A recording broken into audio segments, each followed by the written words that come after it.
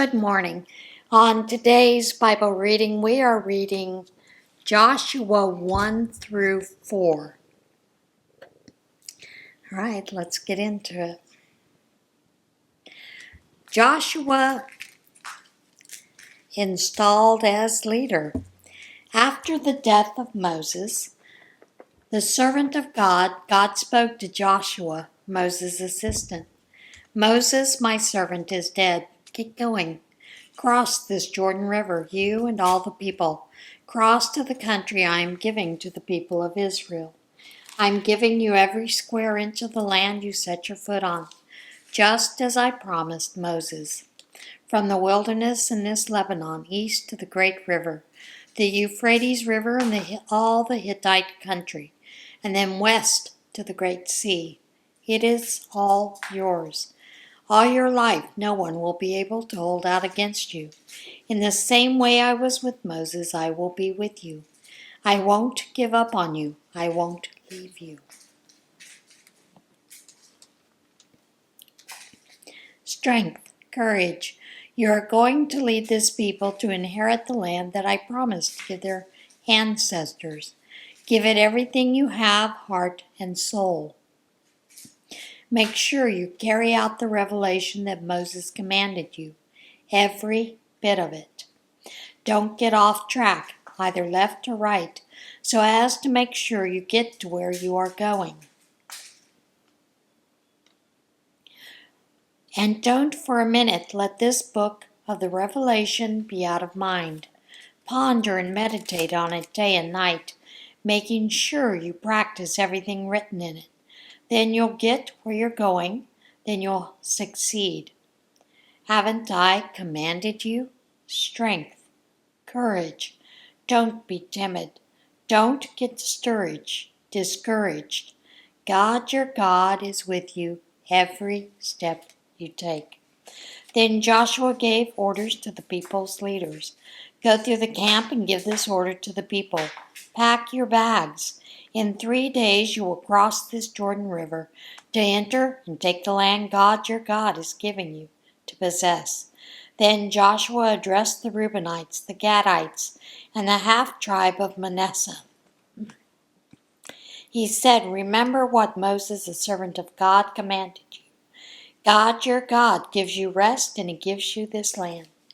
Your wives, your children, and your livestock can stay here east of the Jordan, the country Moses gave you. But you, tough soldiers all, must cross the river in battle formation, leading your brothers, helping them until God, your God, gives your brothers a place of rest, just as he has done for you. They also will take possession of the land that God, your God, is giving them. Then you will be free to return to your possession, given to you by Moses, the servant of God. Cross the Jordan to the east. They answered Joshua, everything you commanded us, we'll do. Wherever you send us, we'll go. We obeyed Moses to the letter, we'll also obey you. We just pray that God, your God, will be with you as he was with Moses. Anyone who questions what you say and refuses to obey, whatever you command him will be put to death. Strength and courage. Joshua, son of Nun, secretly sent out from Shittim 2 men as spies. Go, look over the land, check out Jericho. They left and arrived at the house of a harlot named Rahab, and stayed there. The king of Jericho was told, we've just learned that men arrived tonight to spy out the land. They're from the people of Israel. The king of Jericho sent word to Rahab, bring out the men who came to you to stay the night in your house. They're spies. They've come to spy out the whole country.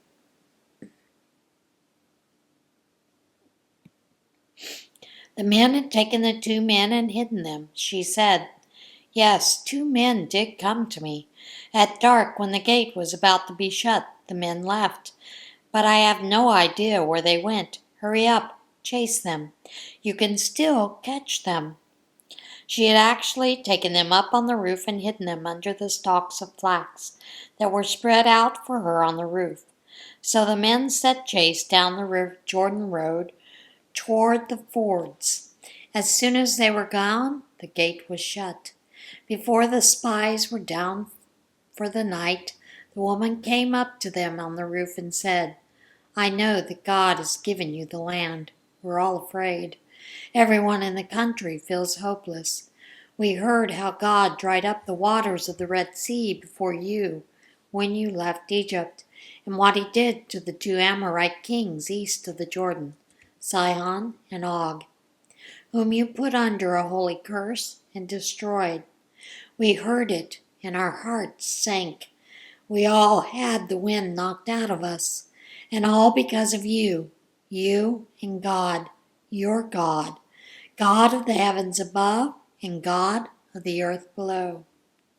Now promise me by God, I showed you mercy. Now show my family mercy."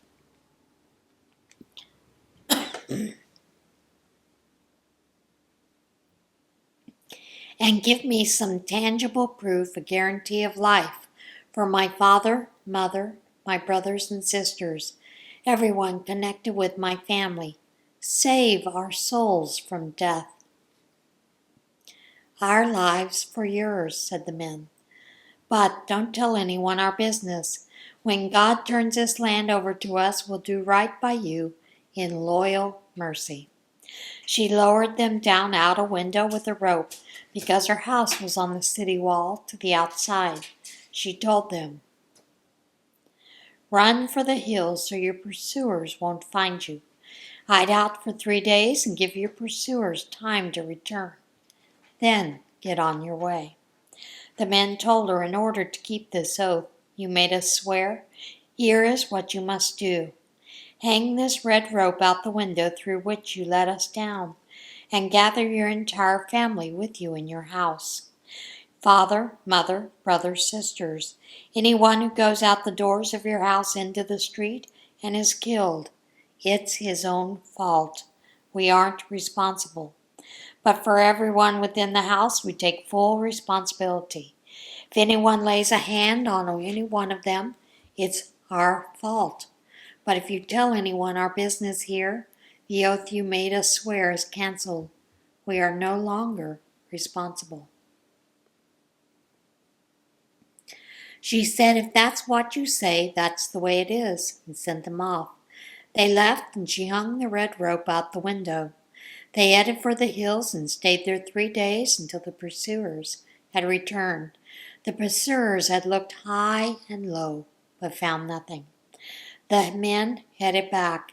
They came down out of the hills, crossed the river, and returned to Joshua, son of Nun, and reported all their experiences. They told Joshua, "Yes, God has given the whole country to us. Everybody there is in a state of panic because of us." Joshua was up early and on his way from Shittim, with all the people of Israel with him. He arrived at the Jordan and camped before crossing over. After 3 days, leaders went through the camp and gave out orders to the people. "When you see the covenant chest of God, your God, carried by the Levitical priest, start moving. Follow it. Make sure you keep a proper distance between you and it, about half a mile. Be sure now to keep your distance, and you'll see clearly the route to take. You've never been on this road before." Then Joshua addressed the people, "Sanctify yourselves. Tomorrow God will work miracle wonders among you." Joshua instructed the priests, "Take up the chest of the covenant, step out before the people." So they took it up and processed before the people.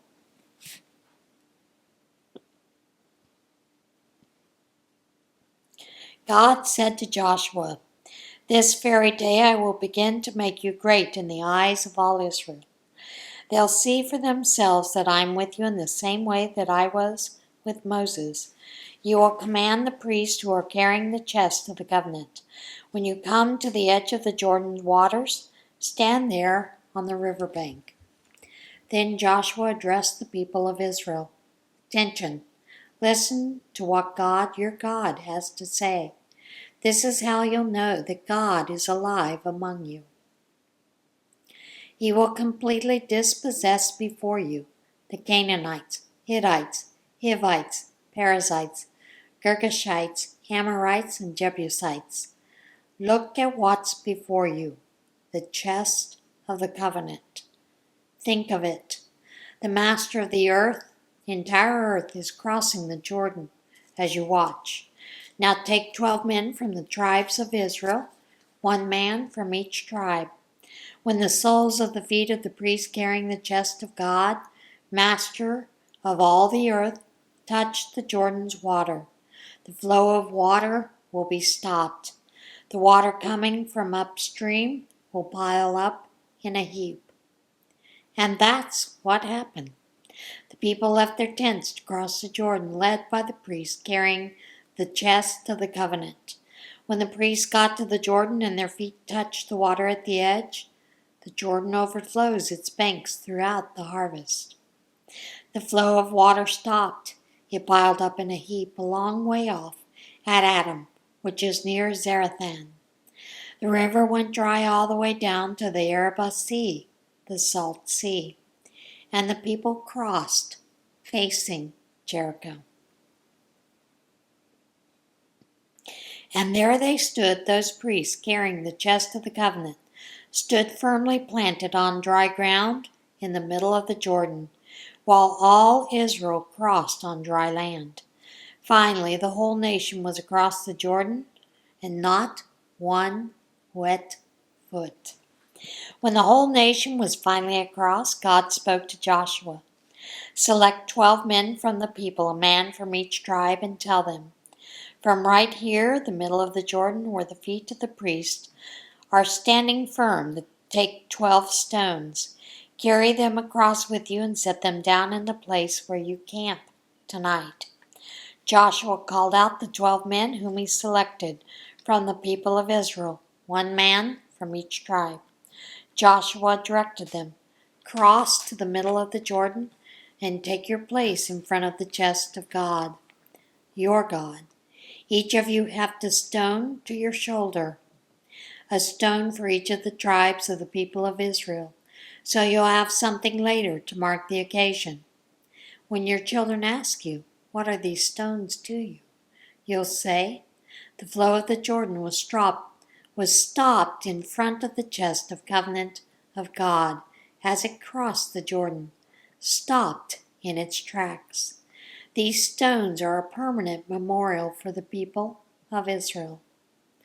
The people of Israel did exactly as Joshua commanded. They took 12 stones from the middle of the Jordan, 1 stone for each of the 12 tribes, just as God had instructed Joshua. Carried them across with them to the camp and set them down there. Joshua set up the 12 stones taken from the middle of the Jordan that had marked the place where the priest had carried the chest of the covenant and stood. They are still there today.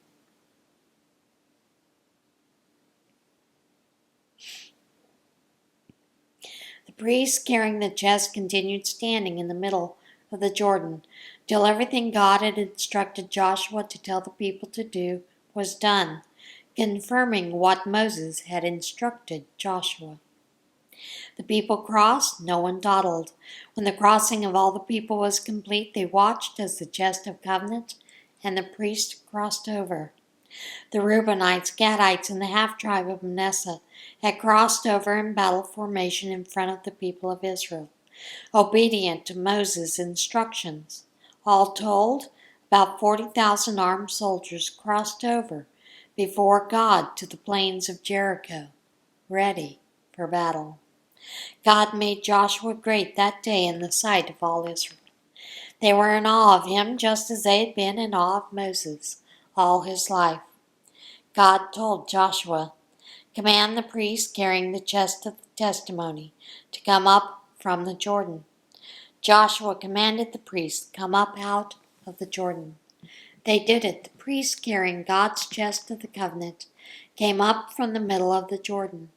As soon as the soles of the priests touched dry land, The Jordan's waters resumed their flow within the banks, just as before. The people came up out of the Jordan on the 10th day of the first month. They set up the camp at the Gilgal, the circle, to the east of Jericho. Joshua erected a monument at the Gilgal using the 12 stones that they had taken from the Jordan. And then he told the people of Israel, "In the days to come, when your children ask their fathers, 'What are these stones doing here?' tell your children this: Israel crossed over this Jordan on dry ground. Yes, God, your God, dried up the Jordan's waters for you until you had crossed, just as God your God did at the Red Sea, which had dried up before us until we had crossed. This was so that everybody on earth would recognize how strong God's rescuing hand is, and so that you would hold God in solemn reverence always." And that is it for today's Bible reading. As always, get in touch with God today, and I will see you again tomorrow. Bye.